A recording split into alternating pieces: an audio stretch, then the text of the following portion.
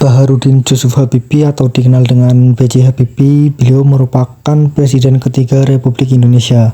Beliau menjabat selama 1 tahun 5 bulan, yaitu tepatnya pada 21 Mei 1998 sampai 20 Oktober 1999. B.J. Habibie dikenal dengan julukan Mr. Clark sejak menemukan rumus yang kita kenal sebagai faktor Habibie. Presiden Habibie jelas memiliki IQ yang tinggi karena beliau salah satu orang Indonesia yang mampu merakit pesawat terbang. Beliau pernah meraih gelar doktor di Jerman. Beliau juga merupakan pendiri IPTN, yaitu Industri Pesawat Terbang Nusantara. Presiden Habibie pernah membuat pesawat terbang yang dikenal oleh Bank Indonesia itu sebagai N-20 Gatot Kaca yang sekarang telah dimuseumkan oleh TNI Angkatan Udara. Kebijakan B.J. Habibie.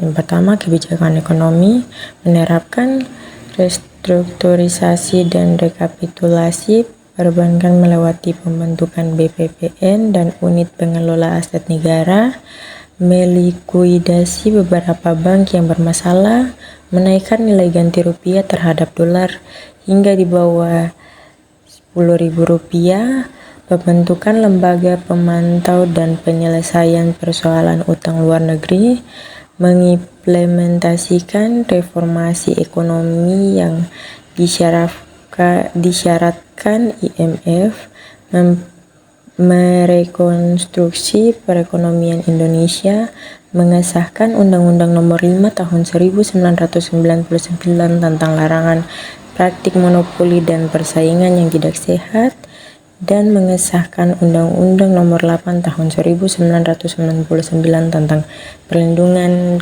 konsumen. Pada masa pemerintahannya, B.J. Habibie juga mengambil beberapa kebijakan di bidang politik.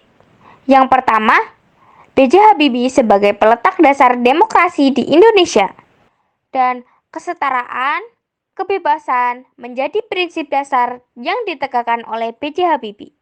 Wujud nyatanya yaitu menyusun Kabinet Reformasi Pembangunan 22 Mei 1998, lahirnya Komnas Perempuan, otonomi daerah, dan era keterbukaan pers di Indonesia pada masa pemerintahan B.J.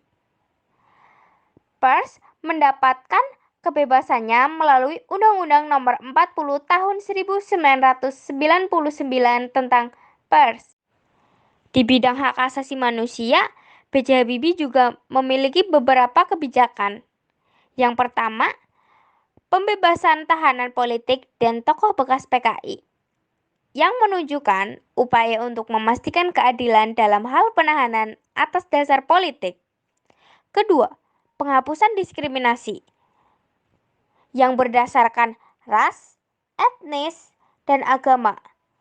Tujuannya yaitu untuk menciptakan masyarakat yang lebih inklusif dan adil bagi semua warga negara.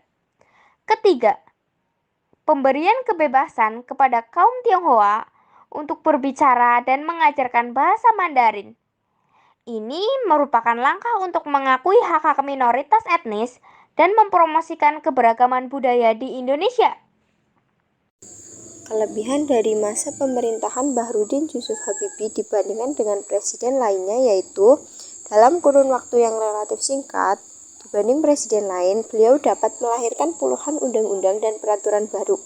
Salah satu undang-undang yang beliau bentuk adalah undang-undang yang mengatur kebebasan masyarakat Indonesia dalam melaksanakan pemilu yang diatur dalam Undang-Undang Nomor 2 Tahun 1999 tentang pemilu. Yang kedua yaitu dapat menaikkan nilai tukar rupiah dolar Amerika Serikat dari 7.000 menjadi 17.000. Terbukti dalam periodenya gerak cepat pemerintah saat itu membawa hasil. 1 tahun kemudian, reformasi ekonomi yang diterapkan saat itu memiliki beberapa dampak. Antara lain jatuhnya nilai tukar rupiah terhadap dolar. Dan kelebihan masa pemerintahan B.J. Habibie yang terakhir adalah beliau mampu mensukseskan pelaksanaan pemilu dengan multipartai sejumlah 48 partai. Partai-partai tersebut merupakan hasil dari undang-undang yang sebelumnya dibentuk. Dengan adanya partai politik baru tersebut mampu ikut berpartisipasi secara aktif dalam pemilu Indonesia tahun 1999. Peristiwa besar yang terjadi pada masa pemerintahan B.J. Habibie yaitu referendum di Timor Timur pada tanggal 30 Agustus 1999 yang bertujuan memastikan keinginan rakyat Timor Timur otonomi atau kemerdekaan. Hasilnya, Provinsi Timor Timur lepas dari Indonesia dan menjadi negara Timor Leste. Penyebab berakhirnya masa pemerintahan B.J. Habibie adalah adanya penolakan dalam pertanggungjawaban beliau di sidang istimewa MPR pada tahun 1999. Selain itu, faktor lainnya menjadi akhir dari masa pemerintahan presiden ini adalah terlepasnya wilayah Timor Timur dari Indonesia. Maka, dengan berbagai polemik, B.J. Habibie mengakhiri masa pemerintahannya yang disebut dengan masa transisi.